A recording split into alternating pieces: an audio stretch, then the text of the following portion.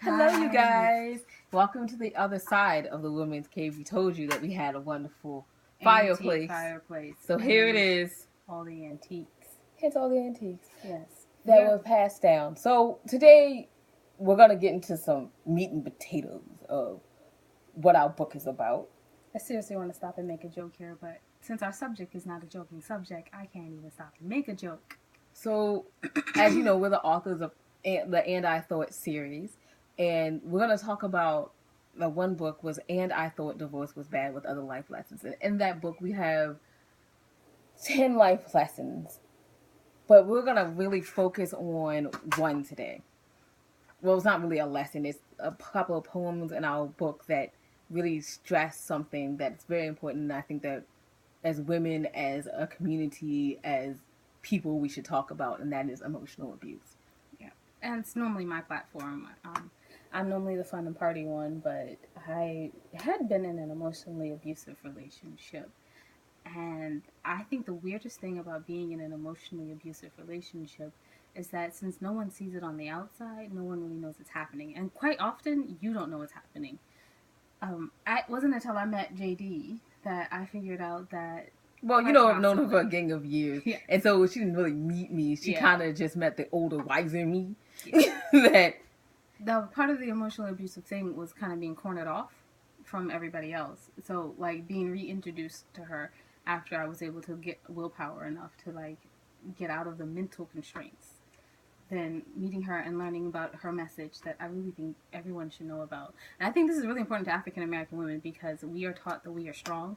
And we know that if he's hitting you, then you can leave. But if he's playing mind games with you, you're like, wow, I can do this. I can become that woman to support that man. Or I am just strong enough. Like I am so strong, I'm past that. But really we have to talk about how we need to honor ourselves. And I know that sounds kind of weird and everyone's like, oh, you know, honoring yourself, your first relationship isn't yourself, it's God or whatever you believe in. But literally it is yourself. Because if you cannot love yourself, you cannot love anybody else. That is just point blank, period, done. I know I'm going to have comments in the comment section, but it is what it is. Also, the emotional abuse, because we don't see it on the outside, also we have a poem in the book called A Shiner, and everyone thinks, oh, it's about a black eye.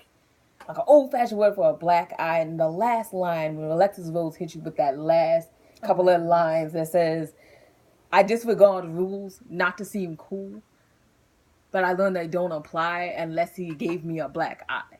That touched my heart. It touches your heart. It makes you understand that there are people that are going through so much in their lives, and we're not cutting them slack because we're like, listen, that man is not hurting you. He's not beating you. I mean, he's just saying mean words. Just, you know, tell him to get over himself and move on. But emotional abuse is a real thing, and we need to treat our friends, our relatives, people in our community, people that we work with respect if they have been through it, and give them their time and encourage them to go to therapy so they can heal. I mean, well, you don't have to go to therapy. I don't know what you guys like to do, but whatever it is, even if it's writing books or writing poems or writing journals or whatever it is that's therapeutic to you that would help you heal, or if you know something therapeutic to them that would help them heal, then we need to be there for those people.